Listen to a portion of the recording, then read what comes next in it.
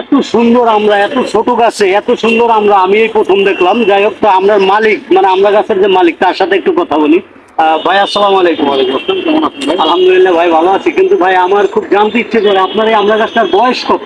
ওই আমরা ডাক্তার আনছিলাম, তো অ্যাকচুয়ালি মালয়েশিয়া থেকে আনছিল, আমাদের একটু বয়স মাত্র 1 বছর। মাত্র 1 বছরের গাছে এরকম পরিমাণ আমরা ধরে?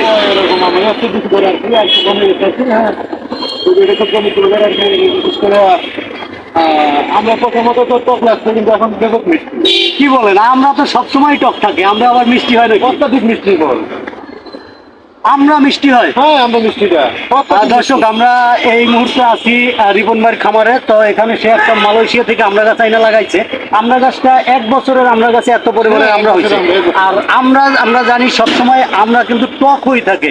তো সে বলতেছে আমরা নাকি প্রচুর মিষ্টি। প্রচুর মিষ্টি, প্রচুর মিষ্টি। আপনি খেয়ে দেখেন একটা। একটা খাই দেখা যাবে? অবশ্যই খেতে পারবেন।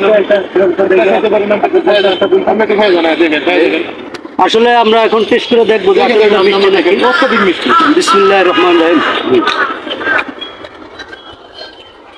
কসম আল্লাহর ভাই, আপনারা কেউ বিশ্বাস করবেন না, যদি না খান বিশ্বাস করবেন না। আমরা এইভাবে খাওয়া যায়, প্রচুর মিষ্টি ভাই।